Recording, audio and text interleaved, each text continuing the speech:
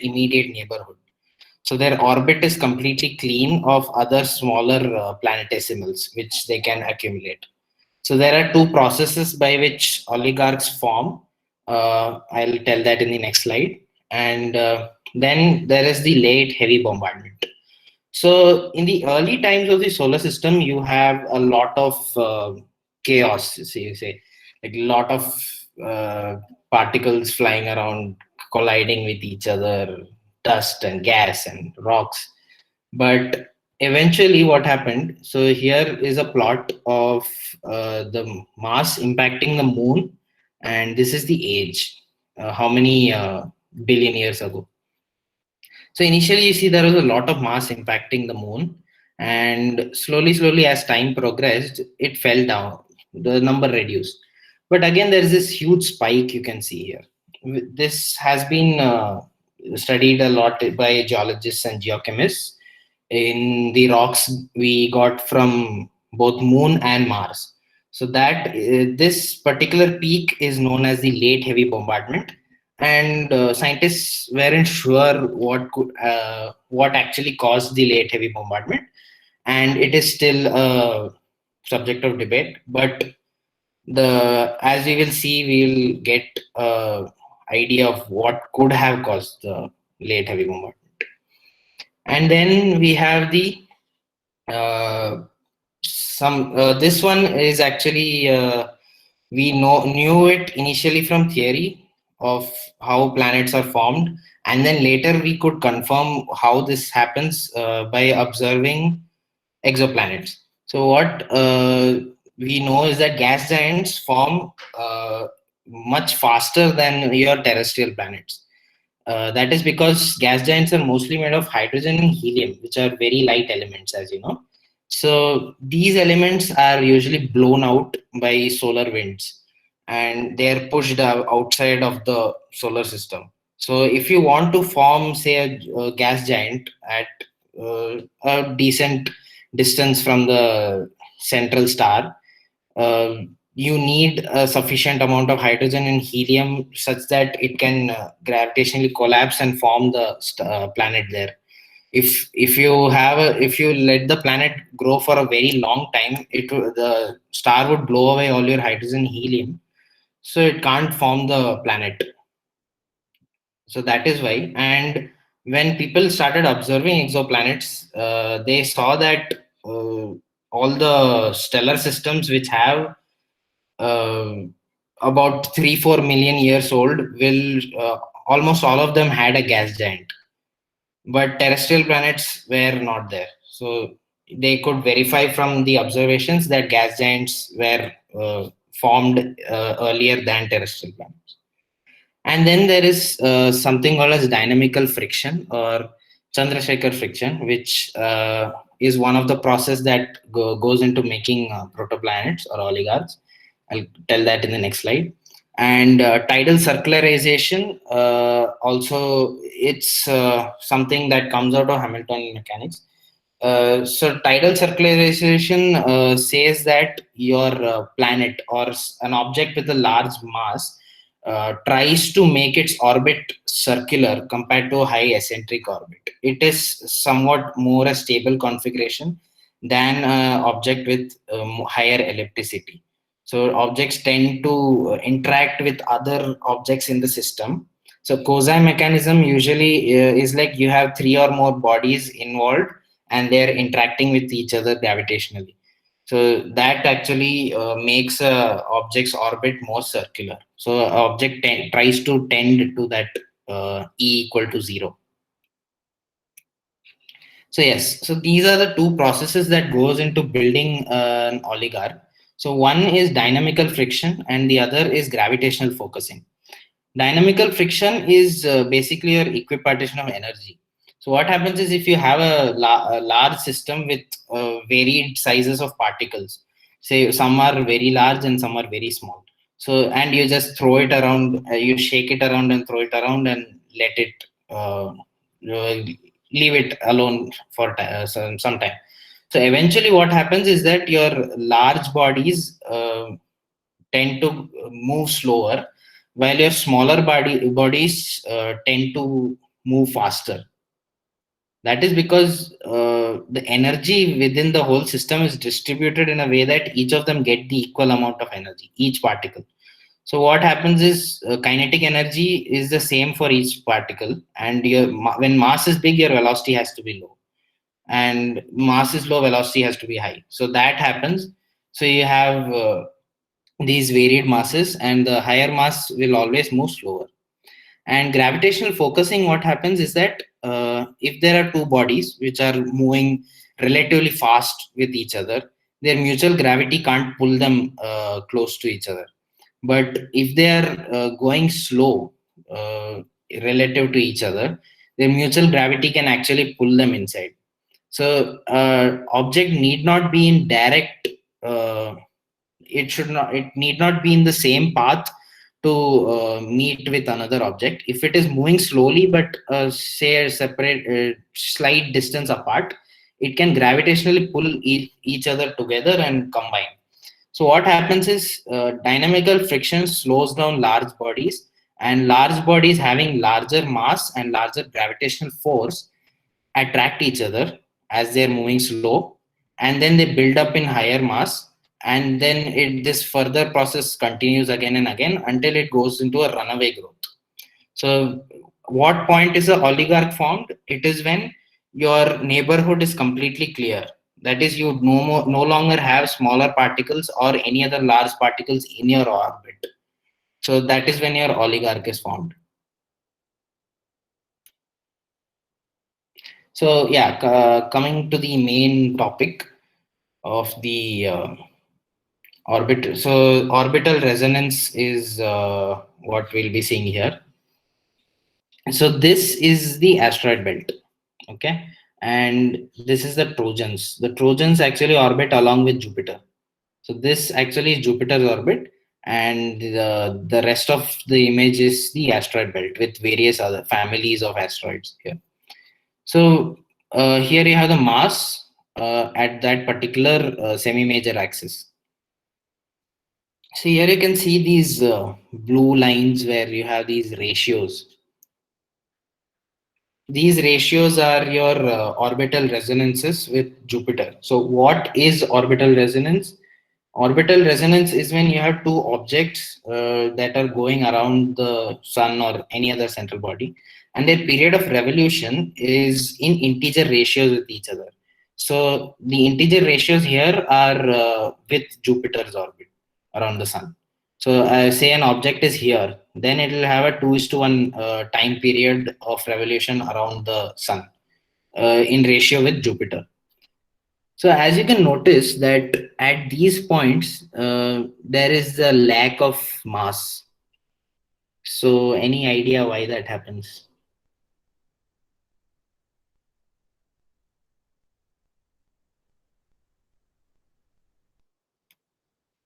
Hello?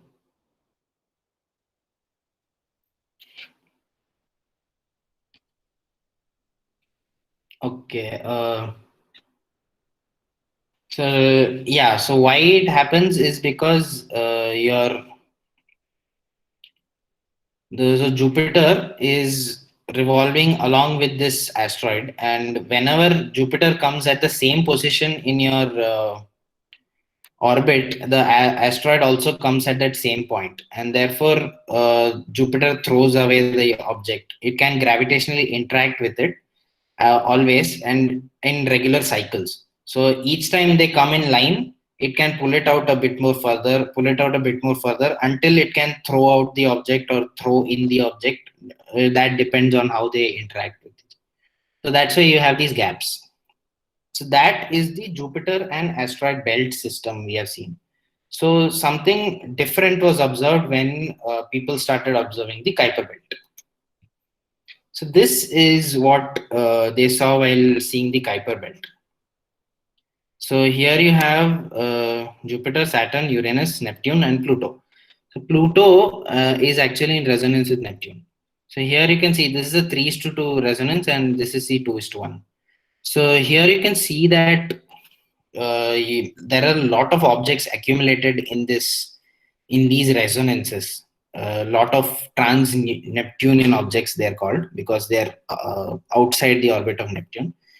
So this is the eccentricity of the orbits. So there are a lot with varying eccentricities, but you can see that the semi-major axis of all these objects is the same. Orbits of all these objects is the same.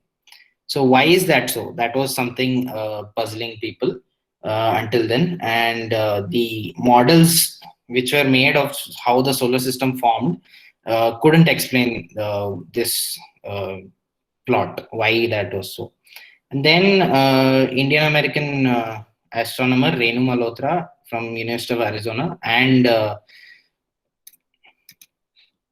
Dr. Joseph Hahn from St. Mary's University, both of them actually showed this simulation where you actually move Neptune backward. So when you slowly move Neptune backward, and these red objects here, they are your trans-Neptunian objects at almost proper circular orbits, E equal to 0. So when you slowly move Neptune behind, it actually disturbs this system of orbits, and the objects get thrown out into higher eccentricities. And they showed that as it is moved further and further and further, your objects start accumulating in these resonances. So this actually started a whole new debate as to, are planets moving, or our old theories where your planets are formed in their proper positions was led into debate. And finally, when this was shown, and this was showing a good idea of how these objects are forming, it became more and more clearer that planets should be moving around in the solar system. But then the question came that why should Neptune move actually? What is causing Neptune to move, such a big planet to move around?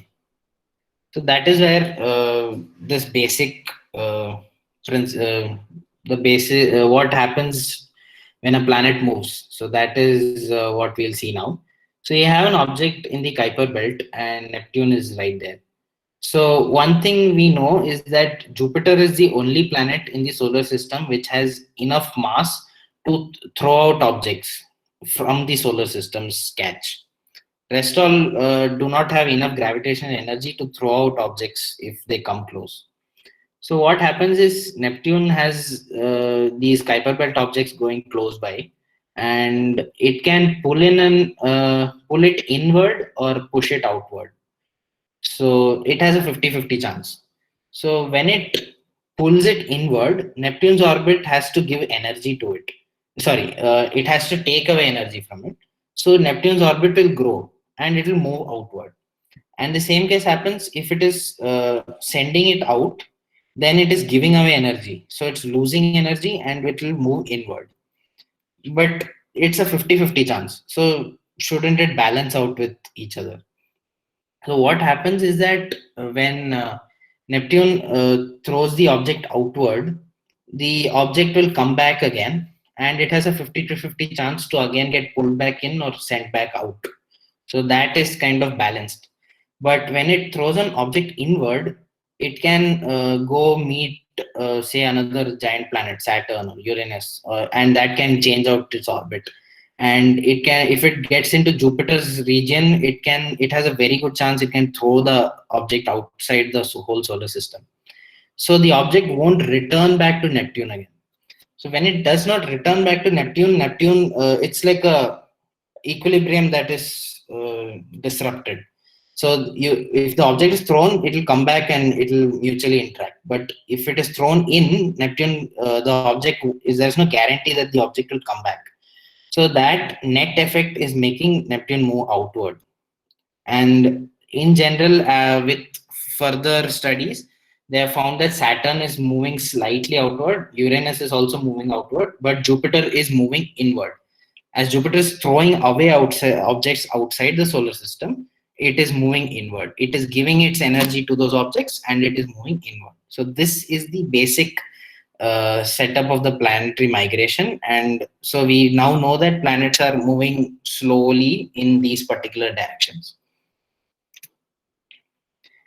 So the above simulations, everything showed that Jupiter and all these planets are moving around gradually. But then you had this problem when they studied with the above properties and constraints. They tried to simulate the eccentricity of Franklin and Soper. So they did these eccentricities of Jupiter and Saturn.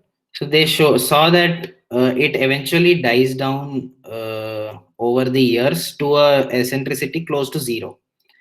But the observed values are over here for both Jupiter and Saturn. So this actually was somewhat uh, making people question as to why Jupiter and Saturn have such a high orbital eccentricity. So you can see that here as well. So Neptune has almost zero, but you have Jupiter and Saturn which are like very high. I mean, not very high, but it's not zero.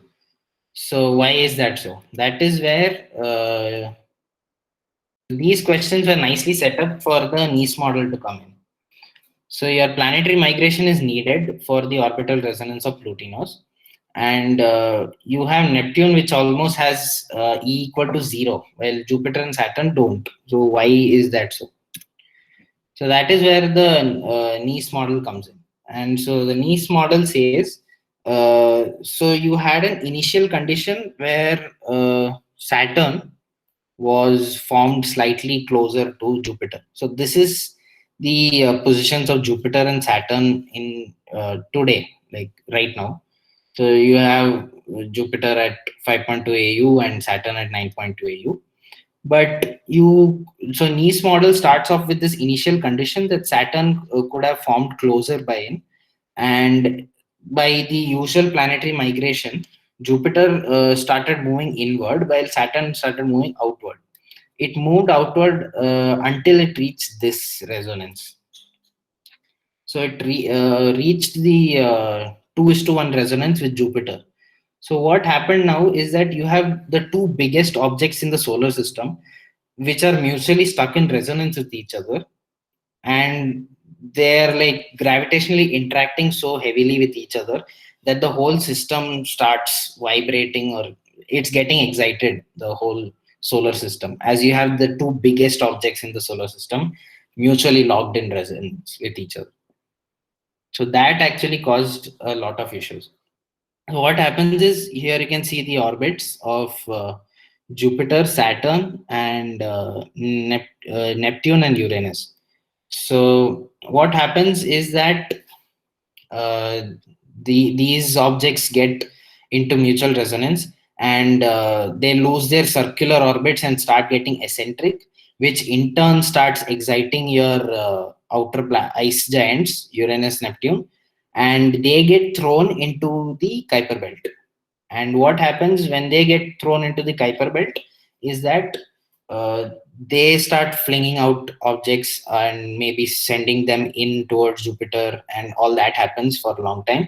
And the Kuiper belt, which was initially very dense, as you can see here, I mean, it's almost lost a lot of its mass and matter.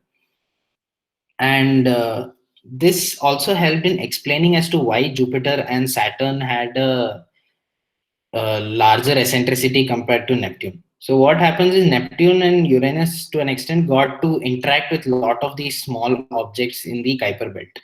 So when they got to interact, their orbits got tidally circularized as they got to interact with so many objects in the outer solar system.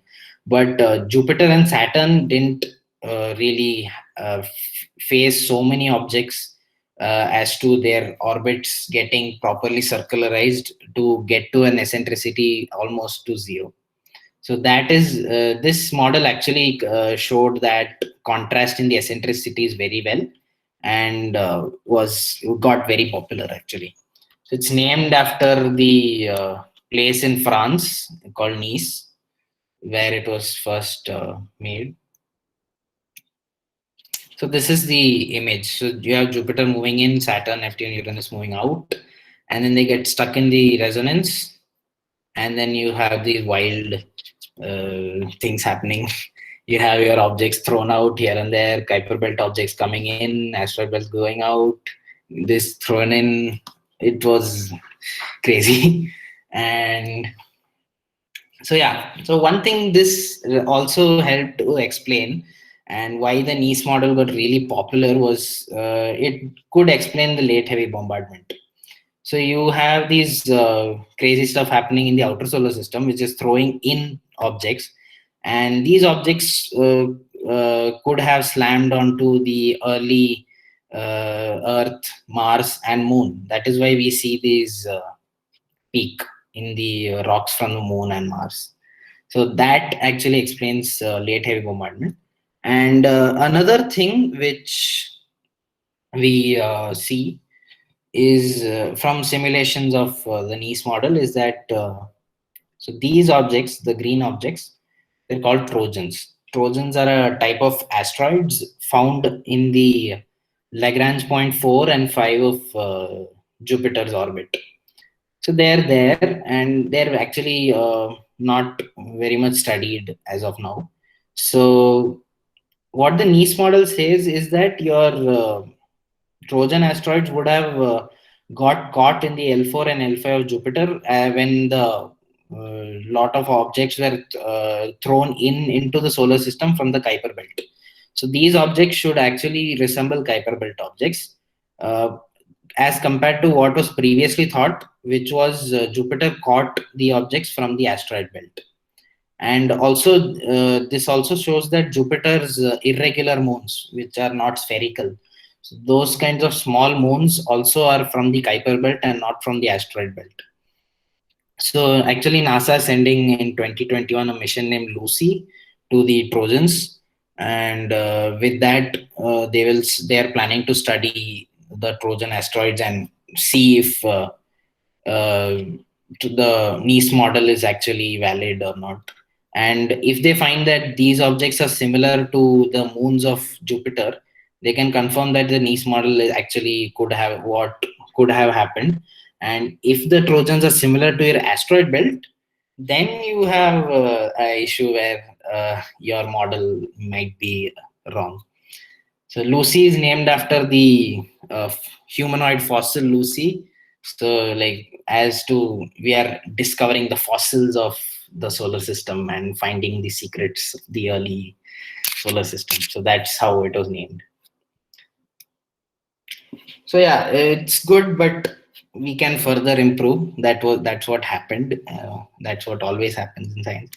And so here we go. So we had this small Mars problem. So this is your surface density of the planetary disk, which was around the sun during the during when the planets were starting to form.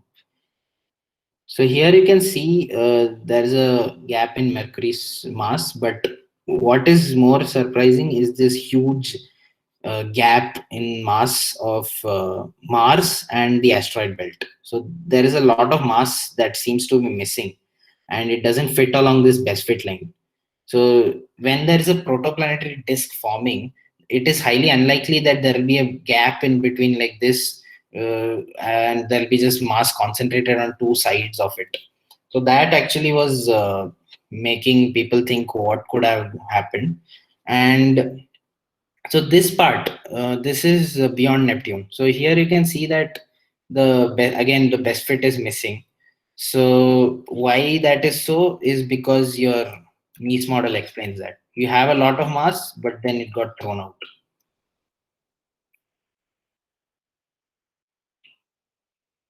So the small mass problem was one thing, and also the other one was that there was so much crazy stuff happening out in the outer solar system. So if there are two objects at resonance and they have such a huge impact on the whole solar system, so why didn't the smaller baby planets, baby terrestrial planets in the inner solar system face anything other than just getting bombarded by a lot of objects? So that was another question. So for the small Mars problem, what people found was that the initially itself, a lot of mass seems to have concentrated in this area. That is why the mass, it seems like a lot of mass has been taken out from here and it's been pushed into this and this side. So that was something people later found out. But what caused the push was then explained by the Grand Tack hypothesis. So tacking is something from sailing terminology where you make a boat turn around in direction. So that's called tacking. So this model is called Grand Tack, and so here you can see the time on the top right of the plots. These are the eccentricities, and these are the planets. So you have Jupiter, Saturn, Uranus, Neptune forming. So they are just forming here. And as I said in the beginning, you have the gas giants forming before your terrestrial planets. So the red ones are your rocky type chondritic meteorites and all that, the rock type things. Here you have more of ice and metal. So in this area. So what happens is that Jupiter grows and grows, and the mass distribution of the solar nebula is such that you have less mass on this side, and then you have further more mass on this side. So the both these masses actually apply a disk torque on Jupiter. So I haven't completely understood what a disk torque is, but what I got to know is that both these mass of gases apply a disk torque on Jupiter, which as this side has more mass, it actually pushes in Jupiter. So it loses angular momentum and it moves inward further. So when it moves inward, it is like it's exciting a lot of your planetesimals here to higher eccentricities, throwing out a lot of material, eating up a lot of material, and it is moving inward. But it didn't keep on moving inward.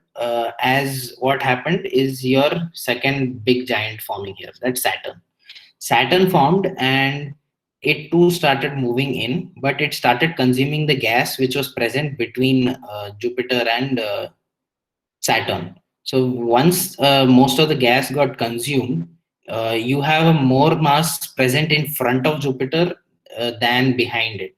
So the balance tipped the other way, and therefore it started pushing it back.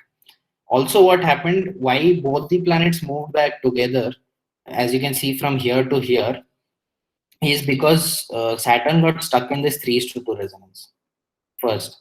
As Saturn moved very close, it got into the 3:2 resonance. And so they moved back together, and then you have a lot of jiggling around. So that's why a lot of mass and objects have been thrown around again. And what happens is your material from the outer solar system also starts mixing in. That is why you can see red more in the front and blue more in the closer to Jupiter, as you saw in this plot. So you can see the red ones are red ones are your stony meteorites, and the blue ones are in higher concentration towards the back, and they are your ice rich asteroids. So that this distribution of asteroids composition also supported this model. And the main answer showed that when this was run, you almost always got this Mars sized planet there instead of something which people were initially getting, which was a planet about the size of Earth or even bigger. So what has happened is that Jupiter moved in, it ate up all the lunch of Mars, and it then moved back out with the help of Saturn. So the Grand Tack explained the small mass of Mars that we saw, and our solar system lacking a super Earth. So whenever we have observed exoplanets, we started observing exoplanets, the most number of objects, the most number of exoplanets we have seen are super Earths. And super Earths is something which we don't have in our solar system, and which is kind of odd because are we unique then? Maybe because Jupiter moved in and ate up this whole area of material. And in case if it did not do that, maybe we could have had a super Earth in place of Mars right now. And also, it showed how hot Jupiters may have formed. Hot Jupiters are Jupiter sized planets or even slightly more gas giants, which orbit almost close or even closer than the orbit of Mercury. So hot Jupiters could have formed when you have the planet moving inward. So it forms at a cooler place in the outer solar system, but it starts migrating inward, and then it just stops there instead of moving back. You got to move. In Jupiter's case, it could return back because you had another huge planet behind it, Saturn. But say if Saturn was not there, then Jupiter would have eventually ended up in as a hot Jupiter. So this also gave a good idea of how hot Jupiters might have formed. That was the Grand Tack model. And then coming to the jumping Jupiter model and the five planet Nice model. So why is it called jumping Jupiter? Is because it showed that it interacts and gets back to its old position quickly. So than your previous models, which suggested a more gradual movement. So the main thing about it was that it was made to explain why your inner solar system objects are not uh, experiencing such a huge effect of your orbital resonance which Jupiter and Saturn were having. So what was made from the jumping Jupiter model was that one of your ice giants has to interact with Jupiter or Saturn. It has to get by closer in such that it damps the orbital resonance of Jupiter and Saturn. And so, therefore, the damping of this effect will reduce the amount of effect in the inner solar system. I know this is a more complicated one with a lot more of inputs, but why this was brought in was because later studies of the late heavy bombardment showed that Mars and Moon did not have as many impacts on them as predicted by the original Nice model. So they needed to find a way that damped the effect of Jupiter and Saturn's resonance. So that is where they put this one ice giant in. So the ice giant could be Uranus, it could be Neptune, or it could be another totally new planet. So that is called the five planet Nice model. So you have a fifth planet in the outer solar system, which could have interacted with your other planets and then got thrown out. As the scientists who studied it, they noticed that out of a quarter of the simulations they did actually showed that one of your ice giant got thrown out or one of your planet. So this actually made them curious that there could have been another planet which got thrown out 4.5 billion years ago. So these two models actually come and so GrandTAC actually sets up your Nice model very well. So this all happens and then it finally sets up in this configuration from which Nice model takes over, or the five planet Nice model takes over. So GrandTAC happened initially, followed by your original Nice model or your five planet Nice model.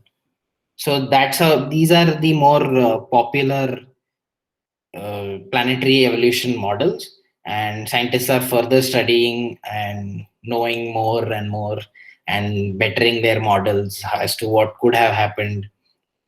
And also you still have many unsolved mysteries, like why Mercury's mass is missing. That is another thing that is being studied in more further models, and they're doing various other inputs in and doing more simulations. So as you see, like there is so much of a possibility of anything happening. Anything could have happened for the solar system to end up this way. It's not necessary that these models should have only happened. It could have been any other way. There could have been 10 planets, there could have been more, there could have been less. So yeah, so whatever was presented here was the outputs was highest probability. So something which is more far-fetched at the end is that Jupiter could have actually led to the formation of life on Earth. So Jupiter running around like a baby in the early universe, throwing around objects. Well, it could have thrown out some comet or some asteroid with the correct amount of amino acids and basic biomolecules onto Earth, which could have started life. So maybe, but it's not sure. But it is a good chance that this could have happened if panspermia is real. So one short video I would like to show before ending this. So yeah.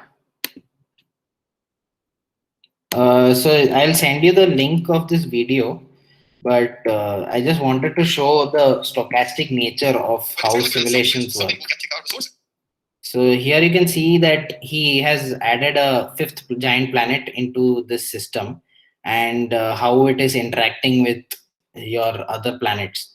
So here you can see all of a sudden Saturn's gone into a highly elliptical orbit and then your other objects are getting thrown around.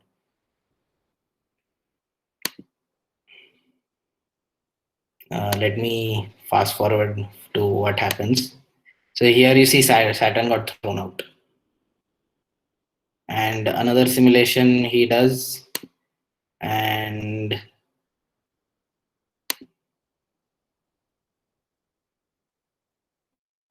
yeah, you have Uranus now thrown out.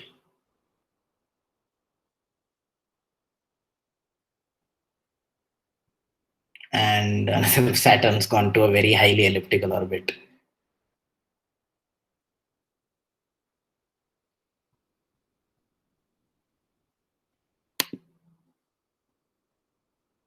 And then there was this one last simulation where the planet was put into orbit and it was captured by Jupiter and it started orbiting Jupiter as a moon. So all these kinds of weird outcomes also comes, and that's why you need to have a lot of simulations happening with your with your set of initial conditions to finally conclude that this could have happened, but you can't be sure again. So that is the nature of the subject, and it is a very active field of research. So yeah, so this is a interesting video I wanted to show as an ending note. So yes, thank you.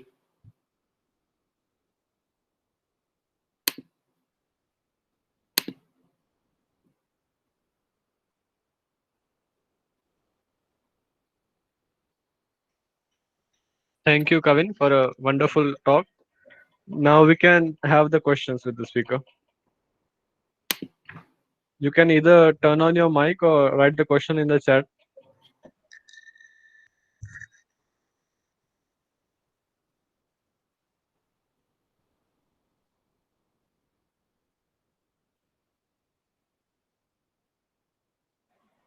Questions are in chats. Some questions are in chats.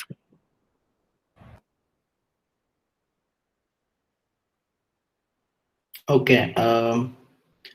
Is an oligarch representing the difference between a dwarf planet and a planet?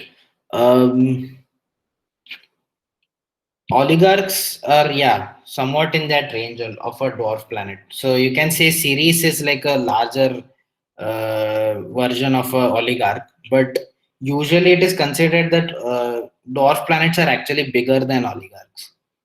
So you need more oligarchs to combine together to form a decent size of, say, a dwarf planet.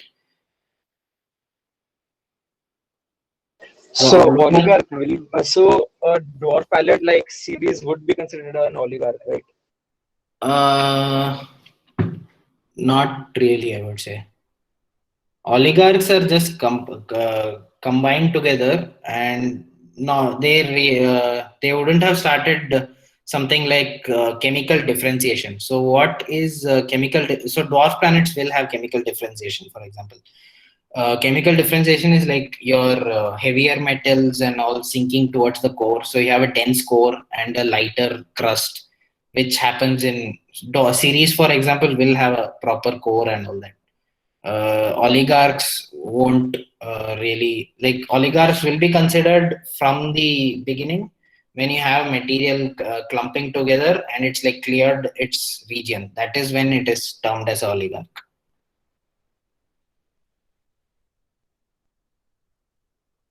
I hope I No, answered. I mean that I don't understand what do you mean by region, the independent region. Is it, are you talking about the orbit that it has cleared all the orbit of the competitive particles? That is the difference between an dwarf planet and a planet, or are you talking about like a specific region around that planet, around that object that has been cleared to call it an So oligarch? here, clearing by so clearing here means that it cannot further build mass using those two methods I told. One is dynamical friction, and the other is gravitational focusing. So it cannot build further mass using those methods. It can still have other oligarchs orbiting close by, and the only way it can further build is when it can attract other oligarchs close to it gravitationally, like long term process. But it can't build further using the other two processes I told, as it has like consumed all these small particles close to it. But so what I'm saying is, I'll show you the this one again. Um, yeah, so here you see, so these objects are actually oligarchs, these small ones, the black ones here. Can see, let me present. These ones, these black objects are actually oligarchs. So they are not planets or dwarf planets. So they're like more of a midway stage between a planetesimal and a proper planet or dwarf planet, a protoplanet, you can say.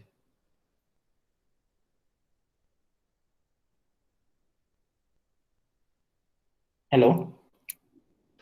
All right. Yeah. Thanks. Hmm.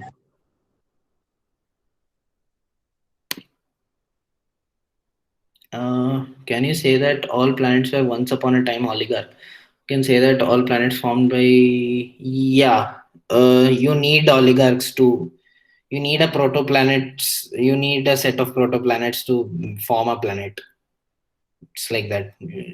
I mean, gas giants can form a different way though. So, this is mostly for a terrestrial planet. But again, gas giants, so gas giants have these two processes. One is called core collapse, and the other is called a disk collapse.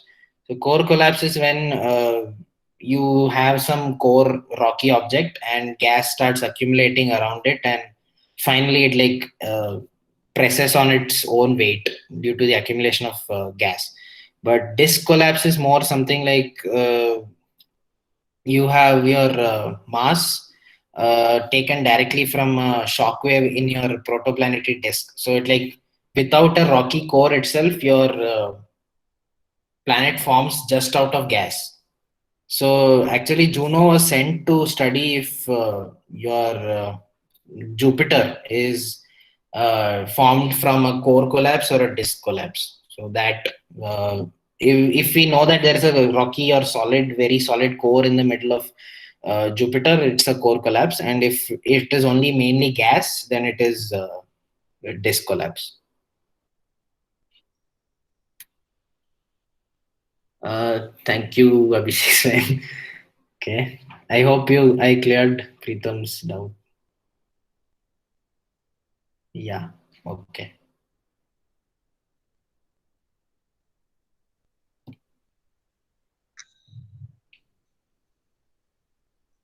Do we have any more questions?